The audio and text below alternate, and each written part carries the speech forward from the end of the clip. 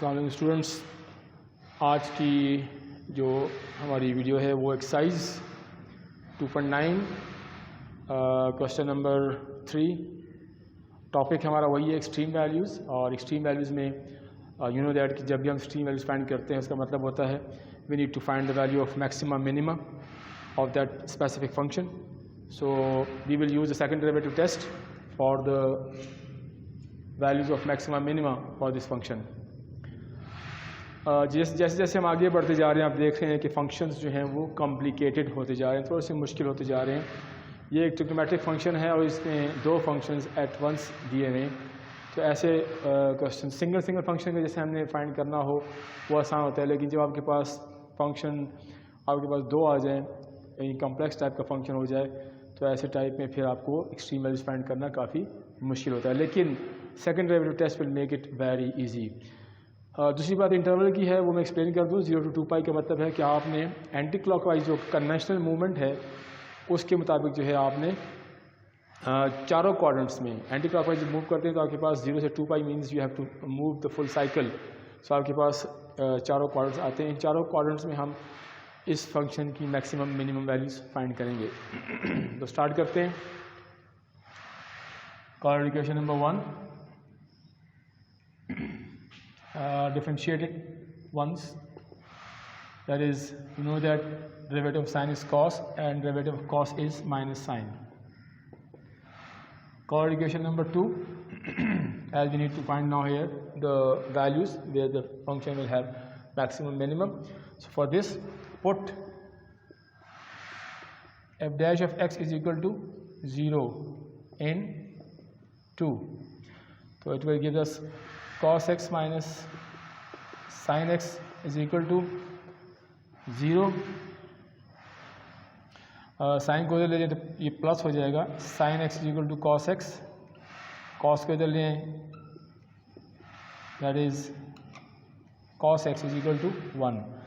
हम साइन को भी तो लेके आ सकते थे, उससे cos बाय sin से cot आता। cot is not a principal trigonometric function, तो ये हमारे पास एक प्रिंसिपल ट्रिग्नोमेट्रिक फंक्शन बन जाएगा that is tan x is equal to 1 and this will gives us as tan inverse 1 and this is equal to, we have for this one we have two values, that is pi by 4 which is equal to 45 degree, and we will have another value for this one as 5 pi by 4 is equal to, which is equal to 2 to 5. This is in first quadrant and this is in third quadrant, and you know that tan is positive in these two quadrants. You know that tan is positive in first quadrant and also tan is positive in third quadrant. So we will find the now we find the x values, two x values, which one is maxima, which one is minima. Now इसके लिए हम क्या करेंगे, अब we have to find now second derivative because we are using the second derivative test. So differentiate करते हैं, differentiating again equation number 2, so that is f double dash of x is equal to cos का derivative आपको पता है minus sine होता है, that is minus sine x, और cos sine का जो है वो cos होता है plus cos. Now called equation number 3. After using these two equations, now this is third equation. Now for finding maximum minimum, putting the first value, put x is equal to pi by 4 in equation number 3.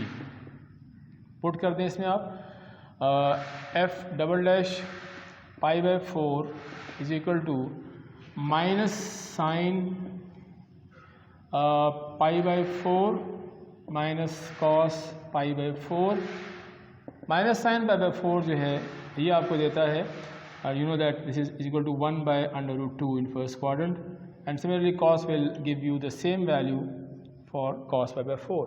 So in this way we will get what, minus 2 under root 2, and which we simplify. After simplifying, you know that this is equal to we can write this 2 as 2 square to simplify it. तो ये आपको दे देगा minus, we can write this as under root 2 divided by under root 2, cancel it, so we get the simplified value that is under root 2 which is less than 0.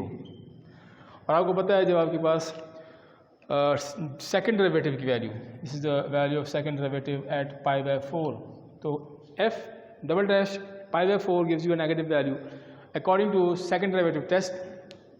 अगर आपके पास कभी ऐसा होता है तो मतलब ये है कि आपका जो फंक्शन है एफ ऑफ एक्स 1 इस वैल्यू पर क्या है, मैक्सिमा है। आपको मैंने पहले बताया था कि नेगेटिव वैल्यू आएगी तो मैक्सिमा होगा। सेकंड डेरिवेटिव टेस्ट क्या कहता है कि अगर आपके पास सेकंड डेरिवेटिव की वैल्यू किसी स्पेसिफिक पॉइंट पर उसकी वैल्यू जो वो लेस देन 0 आती है, मीन नेगेटिव आती है, तो फिर वो फंक्शन जो है, फिर वो जो फंक्शन है उस पॉइंट पर क्या है जी, मैक्सिमा होगा।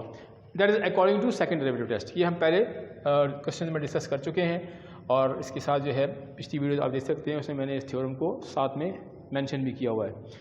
सो this implies that at x is equal to pi by 4 f of x has a relative maxima.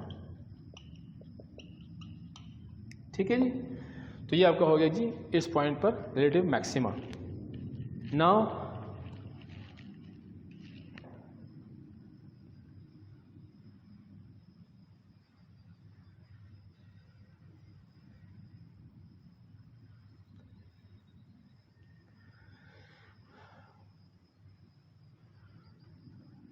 this is the first part, that is we find out the value, this one, this is confirmed, now this is a relative maxima। अब हम try करते हैं जो हमारे पास दूसरी value है और वो है 5 पाई बाय 4, उसको चेक करते हैं कि वो हमें क्या देता है। तो let's try it over there. Now put x is equal to 5 pi by 4 which is equal to 2 to 5 angle 2 to 5 degree, means in third quadrant. So put x equal to 5 by 4 in equation 3. F double dash at 5 pi by 4 is equal to minus, यहाँ put कर रहे हैं हम, minus sine 5 pi by 4 minus cos 5 pi by 4। Simplify कर दें इसको, minus sine 5 by 4 जो है वो माइनस 1 by अंडर रूट 2 है, because it is in third quadrant and in third quadrant sine जो है वो नेगेटिव होता है। इसे कॉस 5 by 4 जो है ये भी थर्ड क्वाड्रेंट में माइनस 1 by अंडर रूट 2 होता है। सिंप्लीफाई कर दें इसको और ये प्लस हो जाएगा 1 by under root 2 plus 1 by under root 2 and will definitely give you 2 under root 2। और जब इसको हम सिंप्लीफाई करते हैं पिछली पार्ट की तरह जैसे हम यहाँ पे किया था, सेम आई थी, सेम नेगेटिव का मसला था, यहाँ पॉजिटिव आ रहा है, यहाँ पे नेगेटिव आया था, बाकी सिंप्लीफिकेशन सेम है। So it will gives us what, under root 2 and which is greater than 0। So this implies that at x is equal to 5 pi by 4 mean 2 to 5, f of x has relative minima. ठीक है जी, हमने इसका relative maxima और relative minima find कर दिया। अब अगर आप फाइंड करना चाहते हैं इसके order pairs means y value को, तो इस वैल्यू को आप पुट कर दें यहाँ पर। ना ये हमारे पास फुल क्वेश्चन हो गया सॉल्व, मैक्सिमा मिनिमा फाइंड हो गया। अगर आप चाहते हैं कि इसकी आप y कोऑर्डिनेट फाइंड करें तो हम यहाँ को रब आउट कर लेते हैं, क्योंकि अब हमें इसकी ज़रूरत नहीं रही। तो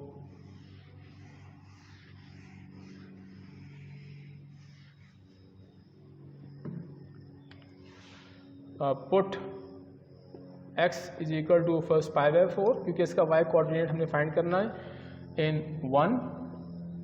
ये किस लिए कर रहे हैं, हमें maxima minima relative maxima relative minima मिल चुके हैं, हम ये फाइंड करना चाहते हैं कि अब इसका जो y कोऑर्डिनेट है वो क्या है। क्वेश्चन हमारा सॉल्व हो चुका है, तो इसको पुट कर दें यहाँ पर f पाई बाय 4, तो sign pi by 4 plus cos pi by 4, this is equal to, definitely you know that it is in first quadrant and it has same value 1 by under root 2, 1 by under root 2, and this will gives you 2 under root 2, which after simplification gives us under root 2. So that is your, basically this is your y.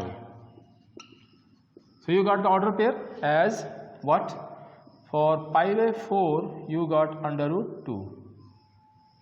ठीक, और similarly आप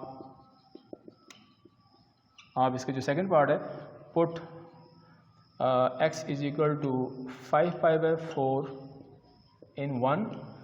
So in this way you will get the second part, second coordinate, f of 5π/4 is equal to sine 5π/4 plus cos 5π/4, and after simplification you know that it's the third quadrant. In third quadrant sine has -1/√2 plus cos also have the same values with negative sign because both in third quadrant are negative.